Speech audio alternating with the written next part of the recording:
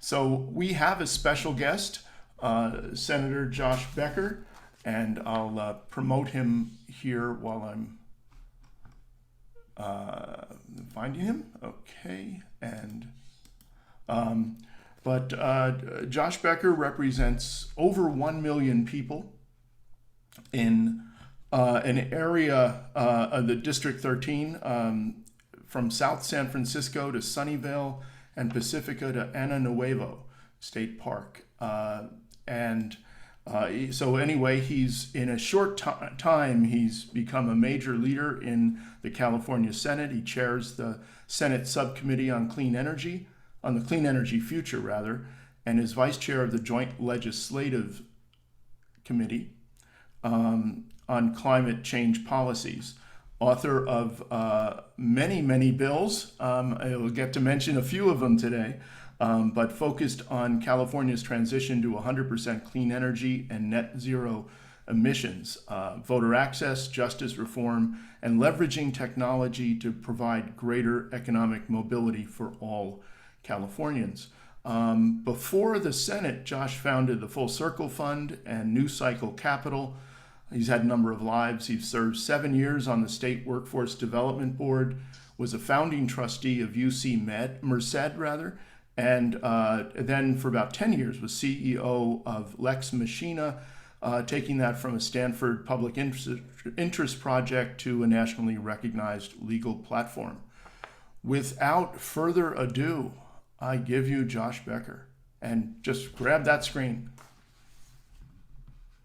All right. It's okay. I've been promoted. I feel good.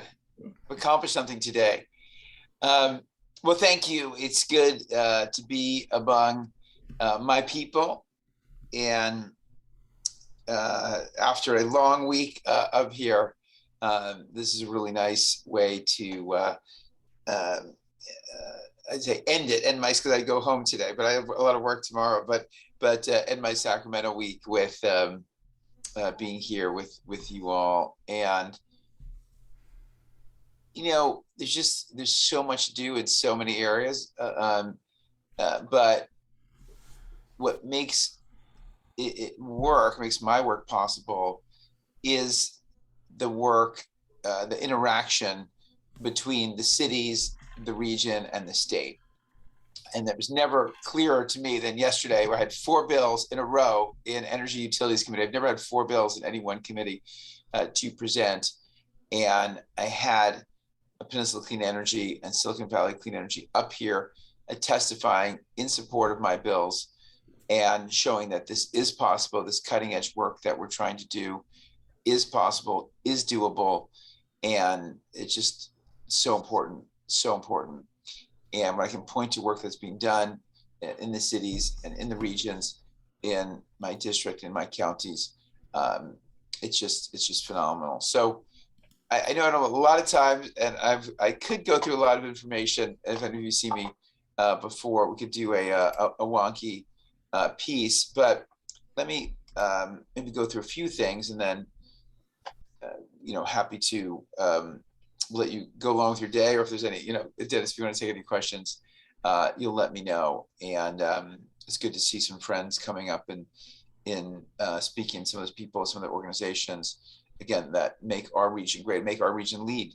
And that's what we need to do. So here's some of my focus areas. In addition to climate, I always start with this, the big picture for climate action. How many GHG emissions do we have in California on an annual basis? About 420 million megatons. We're reducing at 1% a year. Great, moving in the right direction, but nowhere near fast enough. To meet our 2030 goals, we have to be reducing at 4% a year. Then we really need that for the next 25 years to meet our long-term goals. So we got a lot more work to do. Where are the emissions coming from? You need to know that. About 50% at the state level from transportation, is that 40% here, plus about 10% is industrial. Electricity, which is the grid, about 15%. And we'll get the new numbers from last year very shortly. And but of course, we're going to double or triple our electricity use as we decarbonize buildings and transportation. So we have to green the grid, which is only about 50% clean without Diablo Canyon, in order to get those benefits. Buildings, about 10%. I just put in a heat pump and an electric hot water heater. Very excited about that. Happy to talk more about that. But a lot of my focus has been around homes and buildings. And then, of course, we've got agriculture, other short-term climate pollutants, and industrial. First to say that we both won't have the moral impact that we need to have if we're not doing this in an equitable way. We won't have the political impact because my colleagues say, hey, I represent Latino workers making $48,000 a year, some of them. And some of my colleagues have said this, and they don't think any of this stuff's for them. So both for political and moral reasons, we have to be helping bring everyone along and have them see tangible benefits from move to clean energy. The building codes and the REACH codes that have started in our area have been phenomenal, and just shows the power of what one city can do. And when I think about buildings in particular, the REACH codes that we talked about, we also have folks looking at burnout ordinances locally, I know. And so I'm still have to fight defense up here because there's going to be a bill that would basically prevented burnout ordinances from any city, which is really a Republican playbook across the country done by a Democrat here. But also we need to be providing support and incentives, and we'll talk about more of that in a second. Building performance standards I want to mention because that's something that New York City did. Actually, one of my college friends has really led that across the country. Colorado now has building performance standards at Washington State, and I'm leading a 2-year effort to get building performance standards here. So we're starting these conversations with the environmental justice community, and looking forward to that as a big one next year. But really, we need those incentives, the tech incentives. It was $100 million incentives, only $40 million were market rate. They ran out in 6 months, way earlier than people expected. And that's one of the things I'm fighting for right now. The budget is the big item in addition to all these bills. We need financing. We need to unlock financing. So that is one of my bills this year around Terraform bill financing. But ultimately, just like not a lot of people put solar on the roof when it was $30,000 up front, we need to create mechanisms to, and I was part of Clean Power Finance. Remember, we talked about zero money down solar, and that's ultimately what happened. And so it's really about, okay, how do we unlock this financing? Menlo Park just had this really exciting partnership now with Block Power, which is something that's an organization working across the country. So these are ways that we have to figure out the financing piece. Obviously, if we can train people locally to do these jobs, all the better.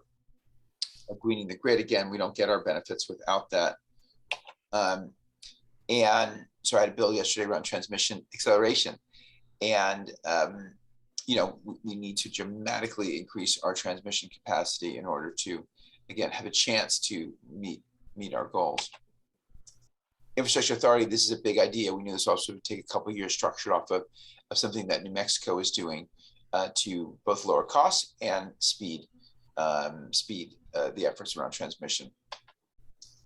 24/7 clean energy. You'll hear me talk a lot about this. As you know, we don't use a lot of fossil fuels during the day. We use a lot of it at night, especially in the winter months. This was a screenshot from October of 20. So I have a bill that's passed yesterday for hourly accounting of clean energy. This is a stated policy of the board of PCE, and Silicon Valley Clean Energy has been very supportive as well.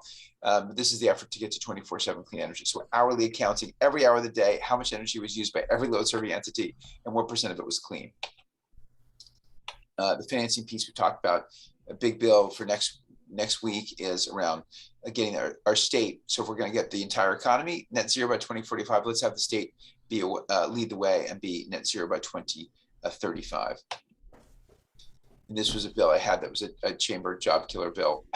So this one did not pass, although we did turn it into something around clean energy manufacturing tax credits that is actually still going. I'm happy to talk about that. The budget's a big fight right now. You've probably read about Diablo Canyon today. There's efforts around, the governor really is concerned about reliability. Great, but what we don't need to do is spend $4 billion buying gas plants to keep them running, 50 hours a year in key times. No, we can actually, and I'm publishing a piece very soon about green reliability, clean reliability. We can do it, and we need to make sure that clean energy, because we will have shortages this summer. Clean energy is not blamed for it. We have to get our narrative out there more quickly, and if we do the right things with demand response, we won't have any shortages and brownouts. And I'm concerned that we're not doing the right thing at a state level, so I'm working very closely on that. That's one of the biggest things we have to do. The carb scoping plan, that's the other big effort here. You may have seen it. Some of you are probably following it. We'll be commenting on it, some good pieces to it. But we'll have a lot of questions to raise as well. I know many of you care about transit, and so this is seamless transit, part of the Seamless Bay Area Initiative. This is my bill, was the seamless transit, integrated fares, mapping, and technology and other things, so we can really have a connected network. The greatest threat to our plan is belief that someone else will save it, and that's why I deeply appreciate what you all are doing. And again, I just can't do the work that I do without it. I just couldn't do it. So I'm very appreciative of the all the efforts out there, and that everyone's doing it in their own homes, as well as what you're doing in cities and regions. And just understand, to the extent you want to get involved, that it's a fight here every day. Every day we're fighting on different pieces of this, and how to make our cap and trade system better, how to make sure we have good labor standards, but we don't completely decapitate the solar industry. It's all the time, it's constant. So I appreciate your support. Well, thank you, Senator Becker, for coming on and blitzing through the big pile of bills that are getting on. We did have Adina Levin on yesterday Right. talking about seamless transit, and really contributing. It seems like there's a lot of things, whether it's RHNA or transit, where there's this regionalization kind of coming up, and we are kind of look forward to developments there, and are trying to follow all these threads pretty closely. And then actually the rest of the afternoon is we are getting into the nuts and bolts of electrification. Sean Armstrong's coming up next, and just talking about front end things, and Tom Cabot on getting actually into the panels as well, and certainly in contributions from PCE and Silicon Valley Clean Energy. So we're having a kind of an electric afternoon. I'm just regretting that I didn't source Eddie Grant's Electric Avenue as soundtrack for this. Oh yeah, that would have been a good, maybe I'll try to fix that in post, but I'm going to keep that in mind. I should play that in committee.